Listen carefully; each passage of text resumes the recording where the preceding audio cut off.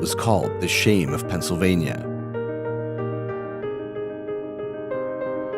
In many ways, it was the shame of a broken system in America that failed its most vulnerable citizens.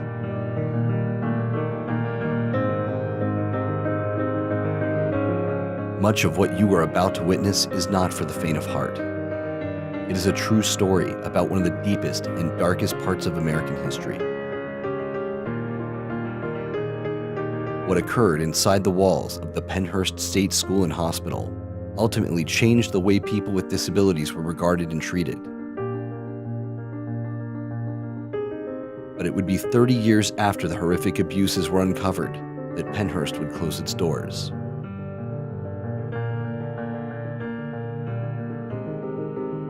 Pennhurst State School and Hospital was commissioned in 1903 and opened its doors in 1908 with the hopes of creating a beautiful and peaceful environment for its residents. Offering womb-to-tomb care, people would drop off their mentally or physically disabled children and never look back. Well, back in 1908 when it opened up, it was supposed to be for people with disabilities. It was just a state school and hospital. It was built to be, a really big property to house few people. Back in the day, this was beautiful. It looked like a college campus. There were flower beds, and the buildings are architecturally gorgeous. I mean, it's just amazing. So, Pennhurst has a beauty to it. But if there's any saving grace, it's that it changed the way it started the movement for people with disabilities actually around the world. But as time went on, the buildings couldn't get built fast enough to actually accommodate them, so they were overgrown fairly quickly. And as time went on, the money started to run out from the state. Yes, our rated capacity is 1,984. And How many people do you have? We currently have 2,791.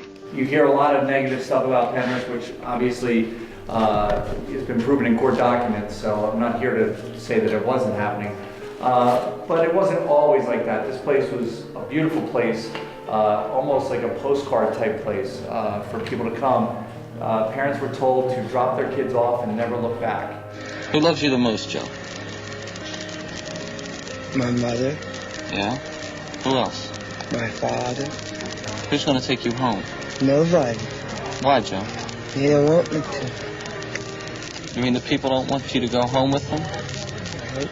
You mean your mother and father? The doctors, the priests, everybody was saying they have a disability. Don't let them disrupt the family. Drop them off at Pennhurst. And by the way, don't come visit them because it'll just disrupt their stay.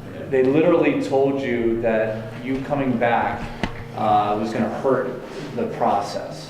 They didn't know how to deal with it. So people literally would drop their kids off and not look back. Does anyone ever come and visit you, Joe? No, they don't. Would you like somebody to visit you? Yes. What would you like most in the whole world? The whole world? Mm-hmm. God. Do the people outside love you? Do they care about you? Well, I haven't been around them not been around them enough to see that. Only 3% of people had visitors. And a woman that used to work here said that she used to go down every Sunday with a little girl who would go to the payphone and try and call her family who wouldn't answer. It's heart-wrenching. Do you have a lot of visitors, Calvin? No, I don't have nobody to be here. When was the last time you had a visitor here? 1940. 1940. They walked out on me. Who walked out on you, Calvin? My sister did. I don't know how you drop your child in a place like this. There was just, neglect, abuses that took place. Some of it patient on patient, some of it, some of the employees, but not all of them. It's important to state that there's a lot of angelic employees that really just try to do right by this place.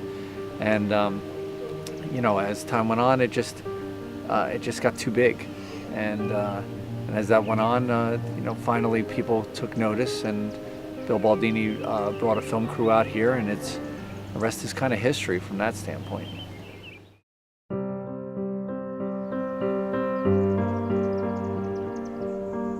At the turn of the century, the beliefs were that segregation and sterilization were the best treatments for the mentally and physically disabled. But what was going on behind closed doors at the facility was even more harrowing than the eugenics and the utter abandonment these children suffered.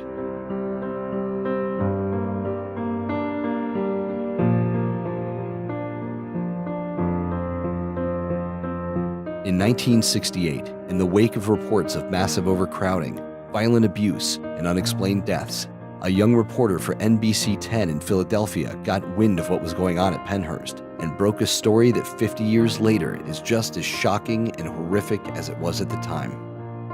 These are some of the sights and sounds of Pennhurst, the state institution for the mentally retarded. Now we ship them 25 miles out of town to a state-operated institution and forget them while they decay from neglect. There are only 9 MDs and 2 psychiatrists working at the institution on a full-time basis. They are responsible for 2,800 sick children, society's children. These unfortunates are being deprived of their dignity and self-respect. Why? Because only a very, very few seem to care. If I can give you anything in the world, what would you want? I'd like to get out of Pennhurst. If you can have anything in the world, what would you want? I'd rather leave Pennhurst. The children, as they are all called, who are rotting in their cages, cribs, and beds, can thank society for their dreadful plight. Many of these children have always been without the benefit of parental love or guidance, partly because of the stigma of shame attached to their illness. They have been abandoned. Let me ask you this, John. Do you remember living anywhere except Pennhurst? No, Why are you here in Q2, John? I did something I wasn't supposed to be doing. So they punished you and put you here. Yes, Did they do this all the time to you, John? yes. This boy, was he mentally retarded when he came to Pennhurst? He was mentally retarded in the sense that he did not receive proper education. He came from parents that were delinquent themselves. There are too many Johnnies in Pennhurst this very evening. Unless the state provides more competent personnel and facilities, they will remain just where they are, stripped of their dignity, lost to society. Many of the youngsters in the program were unable to walk. Many were unable to talk. I think Pennhurst is in the condition it's in because nobody cares. Many others rock in silence in their stench-filled, overcrowded cottages. Others lie awake in their beds, shackled like prisoners, punished because they cannot control themselves in their illness. In many cases, children churn in their own filth for only one reason: lack of assistance. There is no reason in this day and age, with federal funds available, for such a place to exist. The facts presented in this report must be rather alarming because they are true. After comparing the zoo and Pennhurst, one must get the impression that society's animals are more important than society's children. By the looks of things, one must wonder. Now, society was finally faced with what it tried so desperately to sweep under the rug.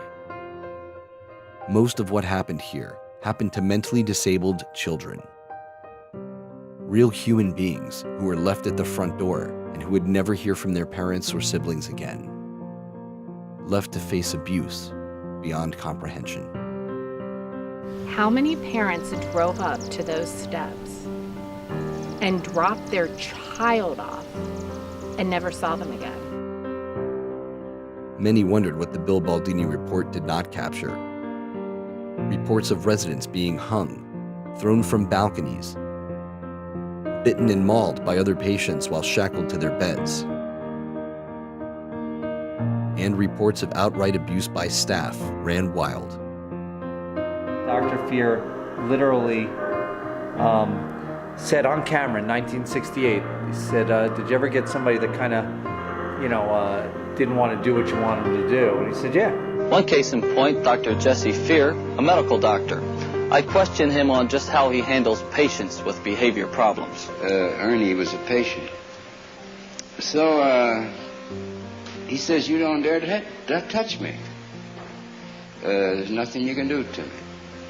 I says, well, before this day is out, you're going to find out what I can do for you. Well, one kid kind of disobeyed us, and I asked what was the most painful thing we could do to that kid without killing him, and it was an injection.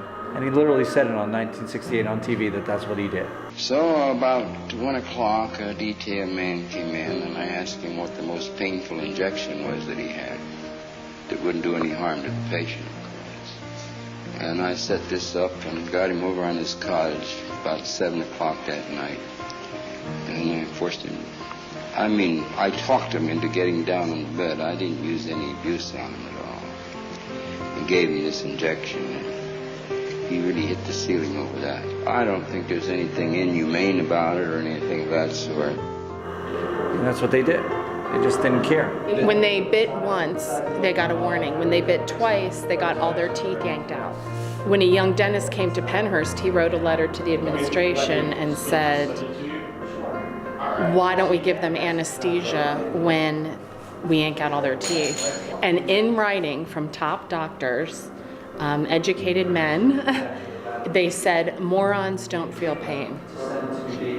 Like, it gives me chills to even say that, but that is in writing. Morons don't feel pain. I mean, it was that kind of mentality. It's not that long ago. I mean, Pennhurst closed in 1986. Like, that is not long ago. It's horrific. And don't think that if a patient wasn't being violent or fighting back, like some of these, it was just their mental capacity, that there wasn't like the pillow going over their head at night. I mean, no one was watching.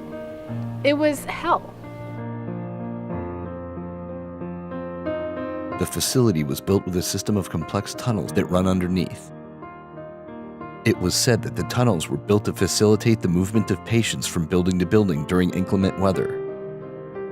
But rumors and actual patient accounts state that the tunnels were used for a very different purpose. They said that the tunnels were used for transporting patients to and from the hospital, or if it was bad weather, they would go through the tunnels and get to different buildings. No. At the dark of night, when they wanted to get rid of some people, they would take them down into the tunnels. It was a very, very shady, dark way that they could hide what they were doing. And there's documentation since that patients have said, like, you wouldn't want to go into the tunnels. It's sickening. It's like, how much more psychotic can you get? Like, this is the mentality of not that long ago of how we view these people. So you look at insanity now, and insanity was everybody in that administration building and how our society viewed these sweet beings that just needed help. Bill Baldini's piece breaks in 1968, court cases, I think 1978, and then 1986 this place was closed. So it almost took 20 years from that sad story to finally move them out into society.